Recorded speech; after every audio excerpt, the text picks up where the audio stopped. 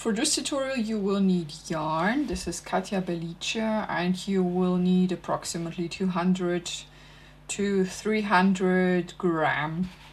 This is a Tunisian crochet hook. You will need a Tunisian crochet hook for our Tunisian dragon tail. This one is a straight needle with a stopper. I recommend for bigger dragon tails that you use a system with a crochet hook and then a cable with a stopper, which is much longer than only this needle. Okay, then we need also a tapestry needle for sewing the ends and the doors. We start by creating a slip knot. For this, create a circle. Put the long strand under the circle and pull it through the circle. And you got a loop. Insert your hook through the loop and then tighten. And this creates a slip knot. Then we have to chain stitches. For this, yarn over and pull through. Yarn over and pull through. So these are 2, we need 4, 3, and 4. Now we have to pick up all the stitches. Insert your hook through the second stitch from hook.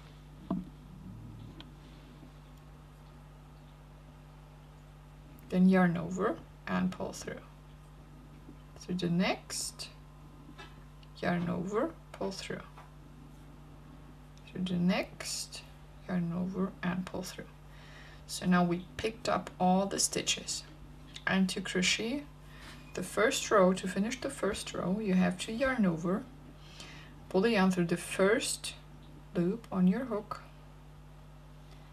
and then yarn over again and pull all the way through 2. Through 2, yarn over, pull through 2, yarn over, pull through 2. Make sure your tension is really loose. If you can't change your tension, then you should use a bigger hook size. So this yarn is made for 3.5 millimeters. And if you can't change your tension, then you should use, for example, 4.5 millimeters crochet hook. This would be better. Okay, so the second row will be an increasing row, and we increase always before the third vertical bar and after the third vertical bar. We count from this side, 1, 2, 3. Okay, and now we are already at this point, so we increase, and to increase, we insert the hook in between here through this stitch. Then yarn over and pull through. This is your first increase. Then we go under the vertical bar and also through the stitch here. And this is the modified simple stitch. It's flat and it does not curl. Okay, so this is the usual stitch. And then we increase one more time between these 2 vertical bars. We're going through this stitch in between. And this is the second increase, and then a modified simple stitch.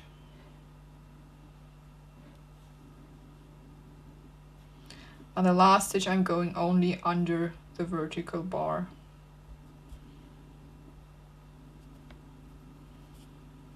And pull up a loop. Okay, so now you have 6 loops on your hook instead of 4. We had 2 increases.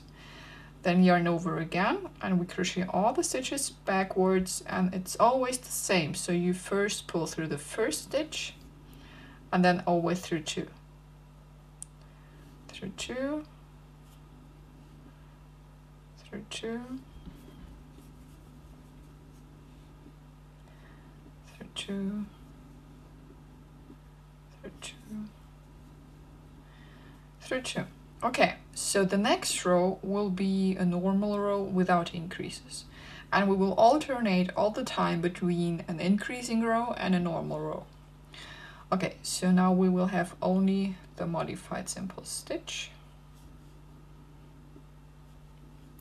I'm going under the vertical bar and also through the stitch in between.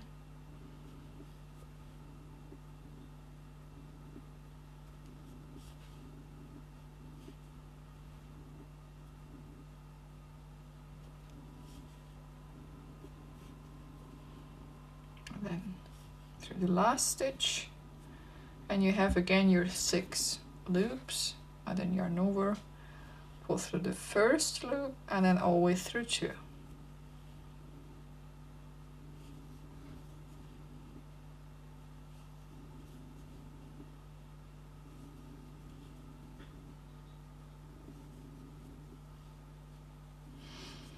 Okay, so the next row will be again an increasing row, and we count until we have 3 vertical bars. So 1, 2, 3. We will stop here,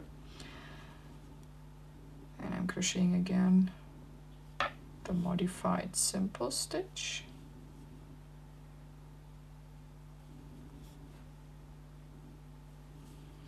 So now we have 3 stitches, 3 bars left, and we increase in between, then the stitch, then the increase, and then again 2 stitches,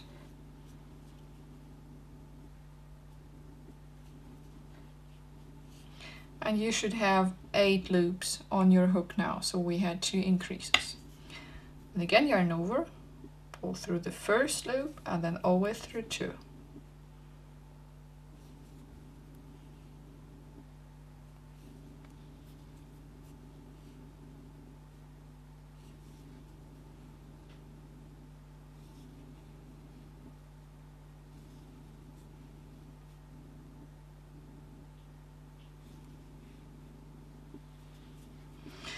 Okay.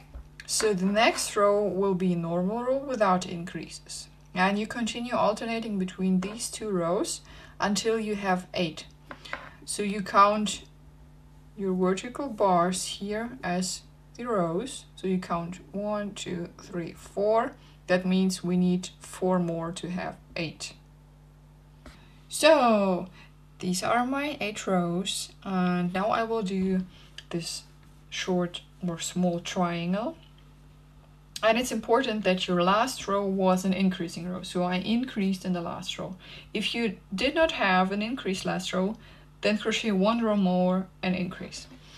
Okay, so now we have to slip stitch, and we slip stitch 6 stitches. We're going with the hook through our stitch like normal, and then you yarn over and pull through all the loops on your hook. And this is a slip stitch. Okay, so this is once, then second time,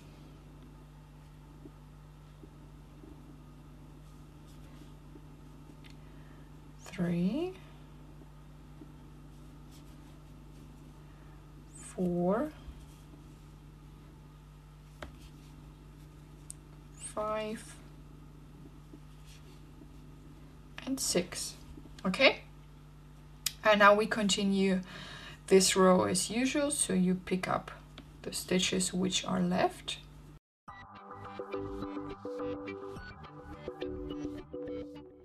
and you crochet them also as usual backwards.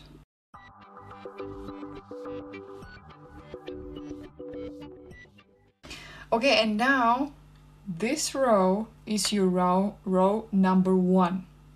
And you start counting the same way as you counted from here, that you have again 8. So the next row will be number 2, and number 2 will increase. So you pick up your stitches until you have 3 stitches left. Here we have 1, 2, 3 left. Now we increase as usual.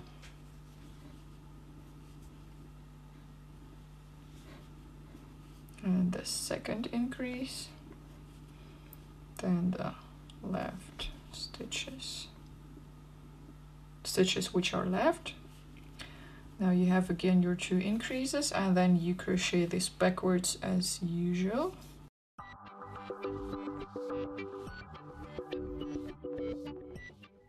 Okay, and now we will have row 3 and row 3. Row 3 we don't increase. So you alternate all the time also between an increasing row and a row without increases until you have 8. And if you have again from here 8 rows, you will do the same as here. So you will also slip stitch 6 stitches, and then you will count again from the first row. So this is the way you will do this dragon tail. Actually, this section is what you will repeat all the time.